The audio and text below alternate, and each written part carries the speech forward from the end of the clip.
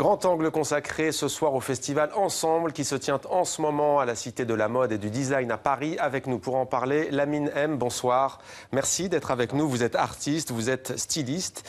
Vous participez à ce festival, tout comme Germain Bourré qui est également avec nous. Bienvenue également. Merci, vous êtes designer. Vous participez donc tous les deux à cet événement qui se tient jusqu'au 27 août.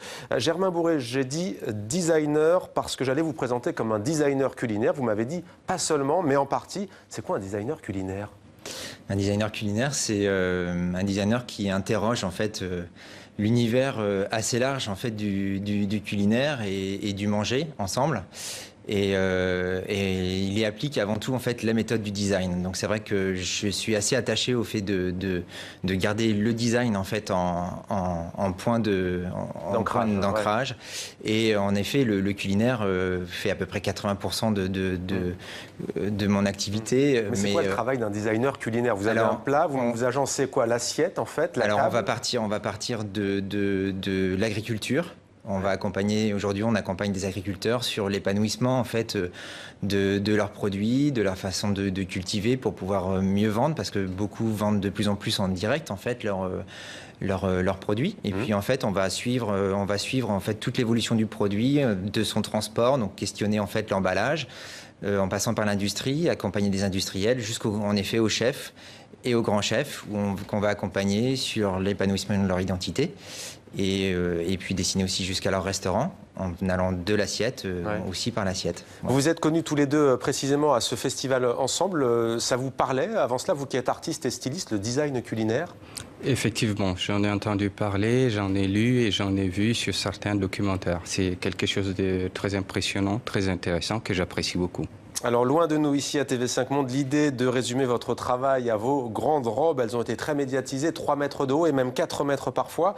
On a pu les voir notamment à Saint-Denis, à la basilique de Saint-Denis. Alors, pour nos téléspectateurs qui les découvrent, parce qu'il y en a à l'image, est-ce que vous pouvez nous raconter comment vous les avez façonnés ?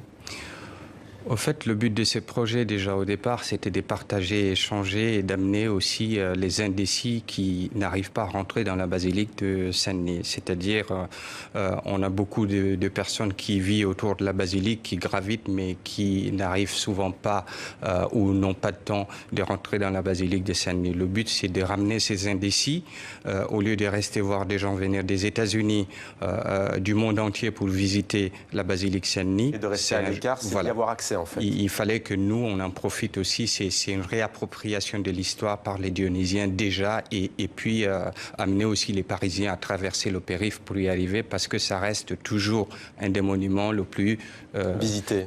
Le plus visité, bien sûr, qui devait être le plus visité, mais le plus boudé par les Français eux-mêmes déjà. Alors vous avez dit Dionysiens, les habitants de Saint-Denis. Alors ces robes ont été présentées donc à cette basilique. Elles ont été réalisées par des femmes de la maison de quartier floréale de Saint-Denis et les élèves du lycée d'art et spectacle de la Source, c'est à Nogent-sur-Marne, près de Paris. Pour vos créations, vous venez d'ailleurs d'en esquisser un peu l'état d'esprit. Vous servez donc du tissu textile, mais aussi du tissu social, culturel. C'est ça votre marque de fabrique? Effectivement, pour moi, ça marche ensemble. Le tissu textile est toujours transformé pour devenir le tissu social, ou le tissu social, ça peut être l'inverse aussi. Donc, quand vous voyez la composition d'un tissu et comment les trames se connectent et se traversent et se tissent et se nouent et se tressent, c'est exactement ce que représente la population. Donc, le pauvre, le riche doit marcher ensemble, doit faire des choses ensemble, doit partager ensemble. C'est aussi une façon de lutter contre l'auto-exclusion et puis les difficultés sociales que nous rencontrons aujourd'hui pour le défaut d'acceptation de l'autre et sa culture qui est très compliqué. Lamine M, Germain Bourré, peut-être que ce qui vous rejoint ce soir, c'est cette volonté aussi de sortir d'une certaine forme d'élitisme de vos arts respectifs. Certainement, ce qui nous réunit... Les designers vont voir des agriculteurs, on imagine, par exemple. Oui, tout à fait. Mais en fait, c'est vrai qu'on a tous les deux une pratique et d'une manière globale. L'artiste comme le designer, en général, sont des passeurs. On a la chance de pouvoir prendre du temps que d'autres ne prennent pas. Et ce temps-là, en fait, on le met au bénéfice et au service en fait, de de l'échange. Moi, c'est vrai que j'ai souvent tendance à dire que voilà, on est une plateforme d'échange, et voilà, ça se traduit assez bien. Et vous, ce que vous faites, c'est que vous nous racontez donc des histoires en maniant la matière. Vous avez expliqué le cheminement tout à l'heure.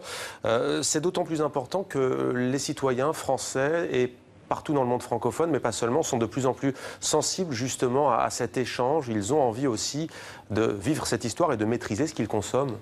Tout à fait, de plus en plus, et c'est vrai c'est ce qu'on a essayé de faire avec Lina Tornard, avec qui des comestibles, avec qui j'ai travaillé sur le commissariat en fait de toute la partie culinaire, où on a en fait vraiment essayé d'inviter un maximum de personnes pour essayer de rendre de plus en plus transparent en fait la démarche, des démarches individuelles, mais qui vont vers un même sens, c'est-à-dire répondre à plus de transparence alimentaire pour une démocratie alimentaire. Et concrètement, comment ça va se passer au Festival Ensemble ? Voilà, concrètement, en fait, on a des grandes tables autour desquelles en fait des exposants viennent présenter. Donc, ce sont des entreprises, des associations qui ont une démarche en fait d'un mieux manger ensemble. Donc, ça va être Another Chef, par exemple, qui propose en fait à des jeunes femmes ou des femmes plus âgées, mais hors contexte professionnel, de pouvoir aller faire à manger chez des personnes en fait qui ont besoin d'un chef à domicile, par exemple, mais juste le temps d'une soirée, et qui redonne, c'est une association qui redonne en fait la possibilité à ces femmes de reprendre du lien avec une activité professionnelle. On a Péli Gourmet, en revanche, qui est une application qui nous permet d'accéder à des produits en région, en disant bah voilà, moi je vais cette semaine en Dordogne, je connais tel producteur, venez, est-ce que ça vous intéresse? Je rapporte 10 kilos de telle matière, et voilà, je serai terroir, loin des grandes surfaces. Donc on invite voilà plein de solutions comme ça, méconnues comme un peu plus connues. On a évidemment les chefs du slow food qui sont venus faire toute l'ouverture du festival et partager justement leur démarche pour un mieux manger ensemble. C'est cet anglicisme que vous avez utilisé? Alors pardon, c'est une association en fait qui est à l'origine en fait italienne, et là